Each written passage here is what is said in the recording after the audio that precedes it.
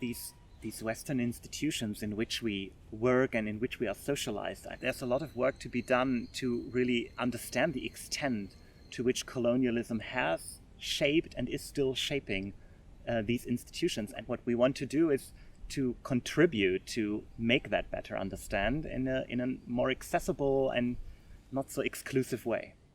I'm Jonas Benz, I'm an anthropologist, and I study the relationship of law and colonialism. I'm interested in the plurality of normative orders that govern our colonial present, regarding issues such as transitional justice, indigeneity, and property relations in capitalism.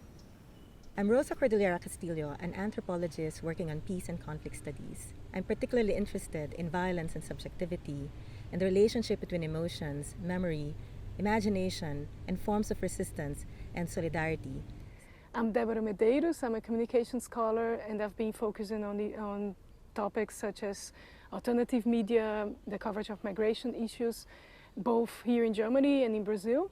And especially with relation to migration issues here in Germany, I think there are a lot of intertwinings with colonialism in the way people are presented, in the way their emotions are thematized or not made visible.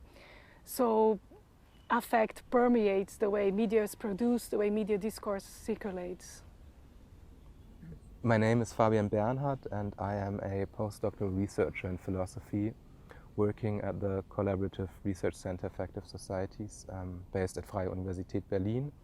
And in my work, I am primarily concerned with the effective afterlife of colonial pasts, which are troubled by injustice and violence. I'm Verena Straub.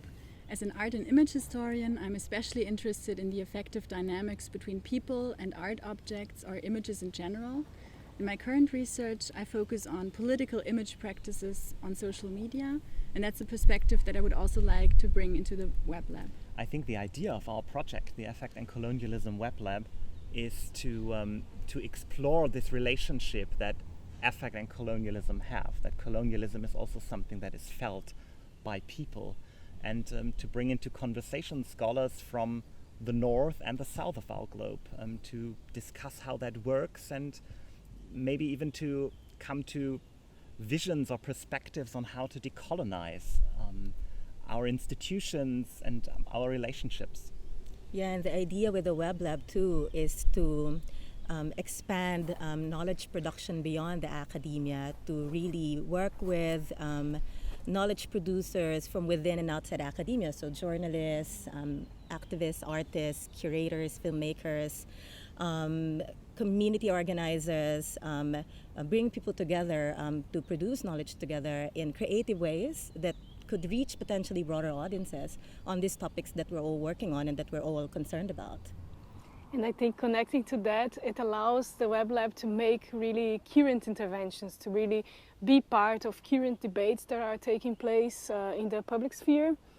And that would be really interesting because those formats are much more agile than a book or a research article. And with that, maybe one could also add that we want to expand the formats of how knowledge is produced as well. For example, formats that go beyond the written text that of course dominates most of research communication in academia, but that we also include videos, artistic interventions, the spoken word, but also performances that can be then videotaped or live streamed. And part of this is also that the access is really low key. So the videos won't be too long, that you can just watch it whenever you have the time for it. The podcast will be entertaining too, I guess. Yeah, and we strive to make this multilingual, right? So we will strive to have different languages represented in the Web Lab and to have subtitles to make them accessible to as many people from various parts of the world as possible. I mean, Western universities are still predominantly white spaces, and it's important to raise consciousness about that and maybe also to change this bit by bit. And I think in that context, it's also important to point to the blind spots, right? within Western academia in particular, but also blind spots when it comes to certain structures of feeling.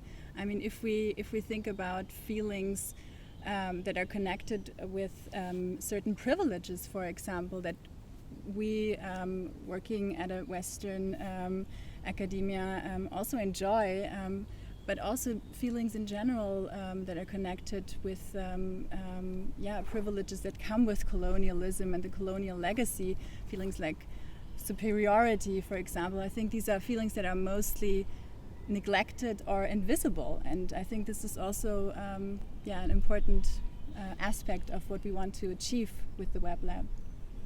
Yeah, so one of the things that I also like about the potential of the Web Lab is, that we can offer support to knowledge producers from the Global South and help make their work, their knowledge, their contributions more visible to a more global audience, hopefully. And there's a lot of work obviously that needs to be done. There's a lot of issues involved in the enduring legacies of colonialism.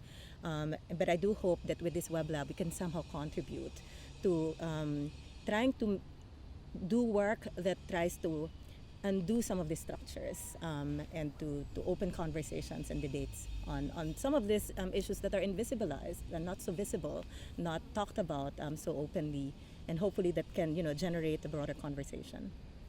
And I think one main goal is also to actually build enduring partnerships, enduring collaborations between researchers, but also activists, journalists, artists, curators, architects from the Global North and the Global South that will hopefully last longer than the Web Lab even exists. It's about working together, but it's also about learning from each other and listening to each other and listening to people who have a different perspective and different experiences.